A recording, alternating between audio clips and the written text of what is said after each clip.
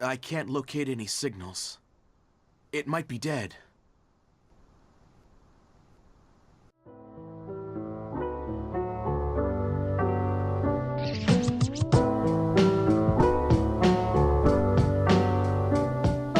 Godzilla the Planet Eater fucking sucks! Now I'm a huge Godzilla fan. I've seen every single Godzilla movie ever made, and some of these are absolute garbage. Godzilla says that I should learn to fight my own battles, you know. But this movie is fucking awful, even by Godzilla standards. Now, I wanted to talk about the other two movies, but I was just too bored out of my mind. I might if you want me to. Let me know and I'll make separate videos on them. Anyway, let's just fucking get this over with. The movie starts off with a long, boring monologue that is completely random, even if you saw the first two movies. It has to do with God, like actual God, not Godzilla. For this talk to come out of nowhere with no previous mention at all in the first two movies, we're caught way off guard and wonder if we're even watching the right movie. Afterward, we're shown a kaleidoscope graphic that also goes on for too long, and it rings in the title with the cheesy sound effect like it's a soap opera.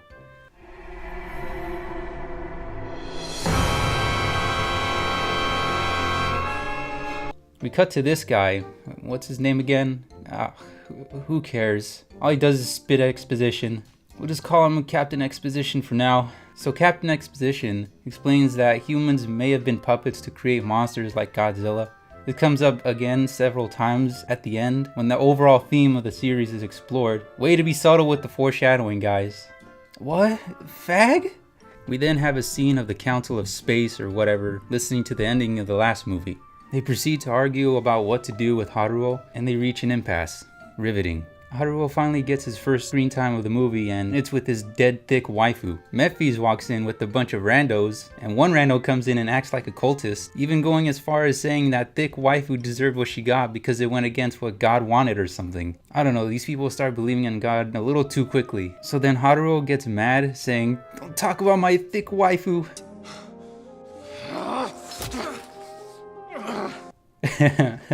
What the heck was Haruo trying to do? Just the guy's suit?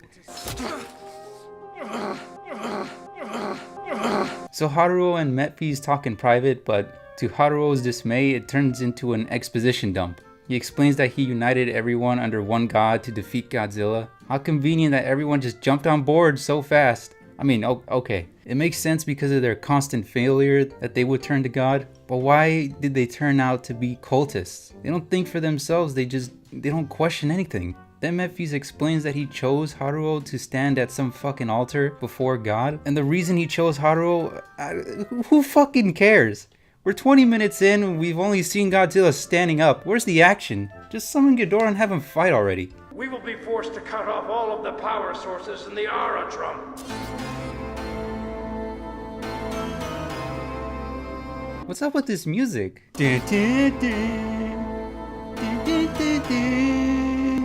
So Sergeant Exposition... Captain.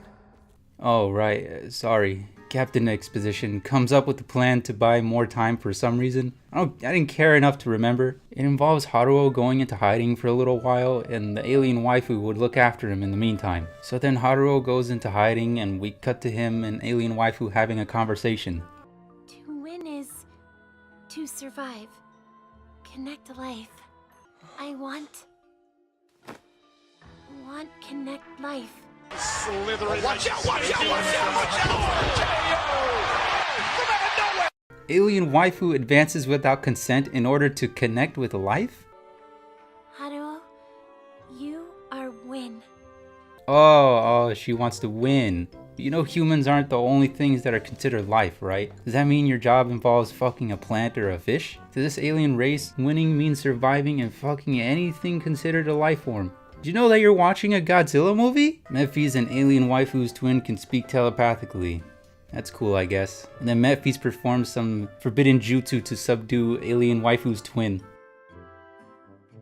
Why does she want him so bad? They were just having a conversation and then she undresses. What the fuck is this? Skipping ahead 10 minutes of boring cult stuff, we finally get into some monster action. So Shenron comes out of the black hole looking more yellow than he usually does and destroys the spaceship. And literally halfway through the movie, 46 minutes, Godzilla finally does something. That's right, he fucking turns around. He turns the fuck around. He owns that turn. Look at this shit. The battle between Godzilla and Ghidorah commences, and the people conveniently have front row seats. Too bad the fight fucking sucks. No, literally. It sucks. Ghidorah proceeds to bite onto Godzilla and drain his energy. He quite literally is sucking Godzilla off right now, you guys. While the shitty fight goes on, Metphies goes on a cliche cultist monologue and Haruo kind of yells a little, but doesn't do anything. Then Metphies seduces him into unconsciousness with his new eye?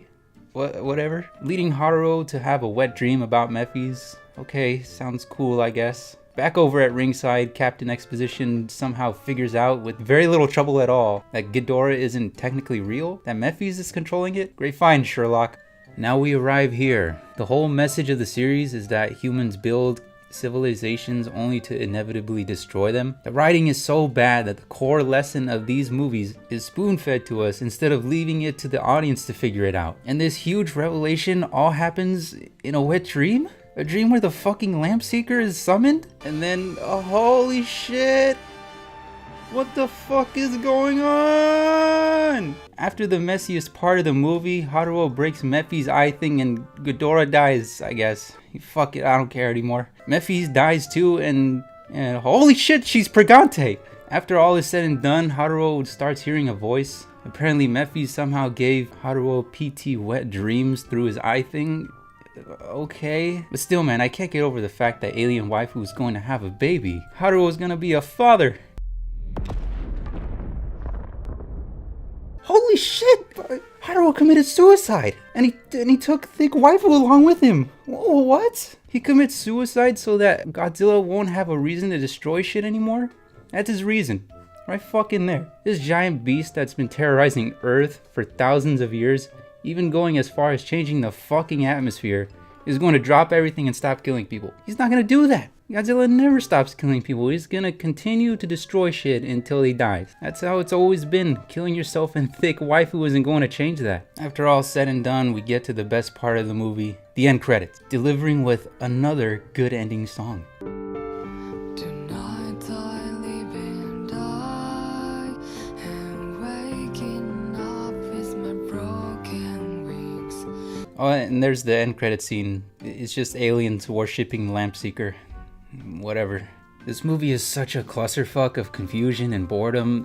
The only times that were enjoyable in the movie were when the characters died.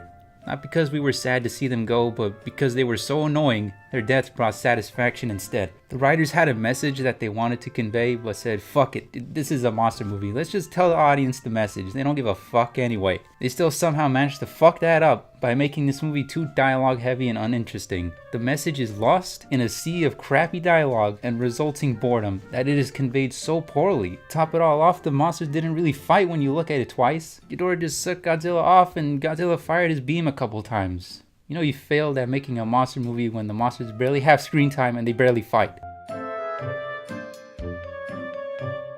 The characters are shallower than a kiddie pool. Everybody does things just because. Like, Haruo just does whatever everyone tells him. Oh, you want me to be the altar boy? Okay, sure. You want me to go into hiding? Oh, okay. Oh, you want to connect life? Yeah, let's connect life off screen. The only thing he does is yell and cry and jam his thumb into Metphies' eye. Then there's Metphies. His only purpose is to summon Ghidorah. To do that, he has to have sacrifices. And he succeeds, which is great, honestly. Those characters were so fucking dumb that they deserve to die. Metphies does the most in this movie, yet everything is undone by Haruo's thumb. Captain Exposition doesn't do anything else except spit exposition, and that's it. That's his only purpose. It was his only purpose in the other two movies. This man is not a character. And then there's the alien waifu and her twin. Alien waifu's only purpose is to get Haruo to nut in her. It's not like she's the guardian of a legendary monster or anything. Nope, her actual purpose is to connect life, instead of guarding this egg with her twin, which her twin actually does. It's so sexist. Finally, there's the big G himself. I'm not gonna talk about Ghidorah because all it does is blow Godzilla. Anyway, all Godzilla does is sleep and shoot lasers. Yup, that's it.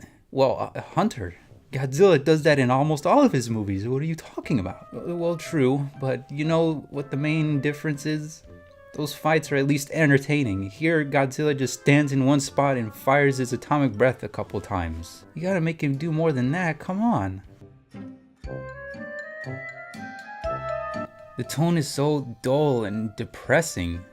Nobody tries to crack a joke or have a moment of levity. You know, something that human beings try to do is look for levity. There's no lightheartedness anywhere. Just depressing conversations, yelling, and people dying. Wow, sounds like a great monster movie. The only monster movie that could pull this off is Godzilla 1954, where the tone is supposed to be dark and depressing. Because Godzilla represents the monstrosity of mankind during the destruction of Japan in World War II. But here it's trying to add human complexity to the mix, which it absolutely fails at. Humans are complex. We don't just feel one emotion. And when we do feel one emotion, we want to feel others. So we don't stay that way for too long. We get depressed. We feel like shit. In this movie, the characters are either depressed or angry.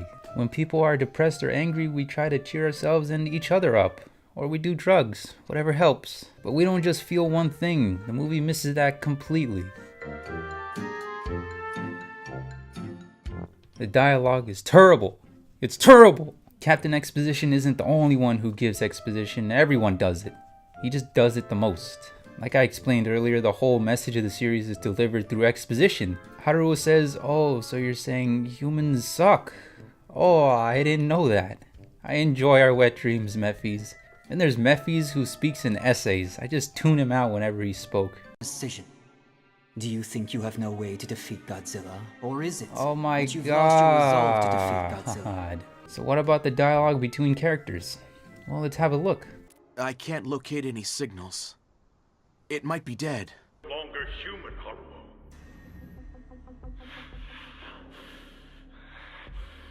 You're wrong. Wait, the life signals on the bridge are gone. Does this mean we're already dead?